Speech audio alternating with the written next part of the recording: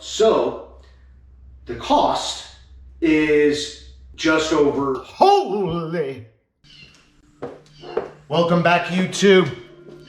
Today is going to be a little bit different. I am not going to be spending time in the garage getting dirty. I am going to be spending time with you, telling you why I would spend a ludicrous amount of money on this car and the top 5 reasons why you should buy a BMW E39 M5 right now. Stay tuned.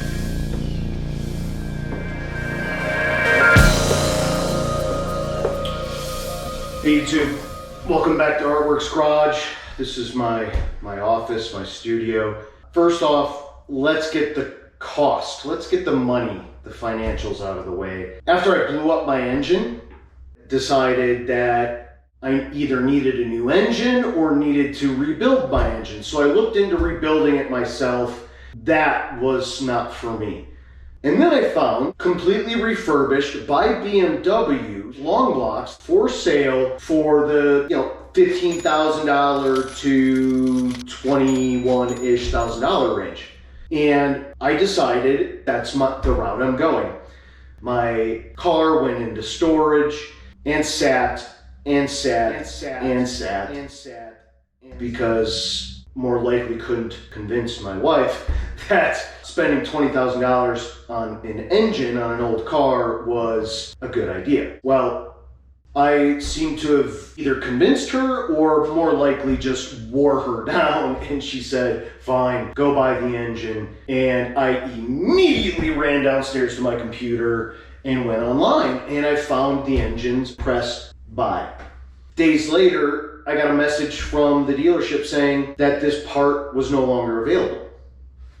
Thanks. Then why the fuck do you have an app for sale? So I went to the website, tore him a new app, like I do. So I got on M5 board, and everyone on there was really helpful. Well, turns out the only route is to rebuild the engine. So everyone on M5 board suggested Peter from Party Racing. He's out of Virginia. He solely builds S62 and S54 engines. The cost is just over $17,000. Holy! The question is, why? Now I'm going to tell you the 5 reasons why this is not only the reason why I chose to spend my money on this car, this BMW E39 M5, but also the reasons why you should buy this car right now. Reason number 1, the ultimate driving machine. Back in the 80s, 90s, BMW had this whole driving campaign based on emotion. If you are a car company with a soul, then this is your machine. And their tagline was the ultimate driving machine. Gosh, what is the definition of ultimate? The definition of ultimate must be like, blow my fucking brains. This is so amazing. This is the most exciting thing in the world. It's like a fucking roller coaster on 4 wheels. But, I was a kid, and I was an emotional kid, and I saw these smoky pictures with silhouettes of beautifully sculpted cars, the ultimate driving machine. And now I've always been a kid enthralled with machines. I've always been a kid at heart. I still am. And so these advertisements really, quite honestly, got to me. I never forgot that. The campaign from BMW in the 80s and 90s, the ultimate driving machine. And I would reword that now. I would call the BMW E39 M5 the ultimate driving experience. Reason number 2, naturally aspirated power. This BMW E39 M5 has a 5-liter, or really 4.9 something liter V8. Ask anyone who's driven a naturally aspirated V8. It is a raw, visceral power. It sounds amazing. It's got low-end grunt. It's got low-end torque. It's got a linear power band. Now, some might say it doesn't have enough power, but at the time, back in 2000, 2001, it had 400 horsepower.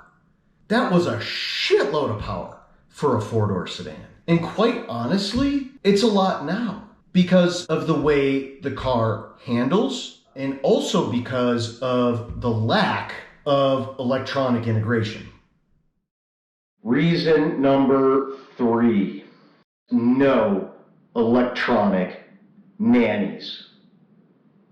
Now, I understand that this is a trendy term these days, something all the kids are talking about that's so cool. I need a car that has no electronic nannies. Well, this car does. I mean, the early 2000s were the advent of these electronic nannies, but basically, safety is paramount. And this car was not excluded from this movement towards safety intervention by the car's computer. And so it does have a traction control, but it is fully defeatable. Now, when you turn that button off, it can get you in trouble. But that's what makes 400 horsepower in a 4,000 plus pound sedan not only usable, but exhilarating. Cars with 500, 600 plus horsepower these days, 3,000 pound cars, that's not usable power. The only place you will ever experience that car's exhilaration is on the track. And if you're not using the car's full potential, is it really that enjoyable? So unlike the 500-600 horsepower supercars, super sedans that I was just referring to with loads of electronic nannies and automatic transmissions, I wanted to mention one more thing about the BMW E39 M5, and that its transmission has 0. None. No. Zilch. Nada. No electronics. I don't know if I can explain that any other way. It is a manual transmission, people. Unlike pretty much every single car out there on the market, every single BMW E39 M5 had a manual transmission. What? A luxury sedan with 4 doors? With comfort? Manual transmission? This defines this car as one of the best cars in its segment and one of the best cars ever made. Reason number 4, timeless design. The BMW E39 M5 is, and I can honestly say from my perspective, a timeless design. And I say from my perspective because I am not a designer. What I do know is that when this car came out in the early 2000s, I thought it was gorgeous.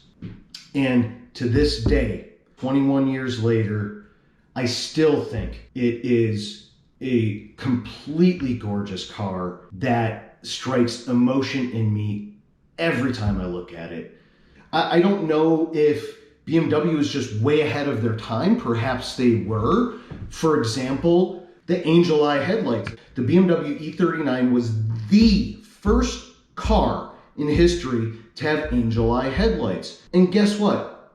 Almost every automotive manufacturer has had angel eye or interpretation of angel eye headlights in their cars since then. And I think the interior is timeless. The car came with a sport trim, which is what I have, which has a what they call Titan or an aluminum trim. The other options in the car were wood grain, which will always be timeless. I also think the interior of the car is very simple, which helps to make it something that I won't get sick of or ever feel like is really old. I think the quality and everything they put into the design, interior and exterior of this car is timeless and will never get old. And last but not least, reason number 5, the best bang for your buck. Why is this car the best bang for your buck?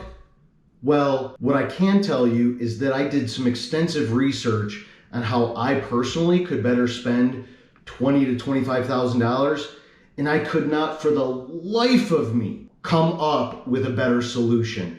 Scouring Craigslist, eBay, Auto Trader for hours and hours upon end. Because let me tell you, coming to the solution of spending $20,000 to $25,000 on an engine is not a logical, rational decision. Thus, why it took me 4 years to convince my wife. But I challenge you, my viewer, to tell me, convince me I'm wrong on how you can better spend $20,000 to $25,000 on a car. Now, that's what I'm spending on my E39 M5 restoration. But what you can do, as you can see from these Bring a Trailer auction results, is that you can still get into a well-sorted E39 M5 for between $25,000 and $40,000. Now, it's still probably going to have really high mileage, probably significantly over 100,000 miles, but you can buy an E39 M5 for between $25,000 and $40,000-ish. And let's not forget that those values will continue to go up if there are sales like Pebble Beach auction in 2018. An E39 M5 sold for $176,000. Now, that had less than 500 miles and was in beautiful condition. But just recently at, I think it's European Auto Group, they sold a carbon black E39 M5 for $200,000. And now that one, it was carbon black, a relatively common color. They at European Auto Group said that if it was a more rare color, like a Mola red, like mine, for example, or Lamaze blue, that it would have sold for up to $250,000. So that's what I have for you today. I hope you enjoyed all of my reasons why this is, I think, the best sports sedan you can ever buy, and I will see you next time.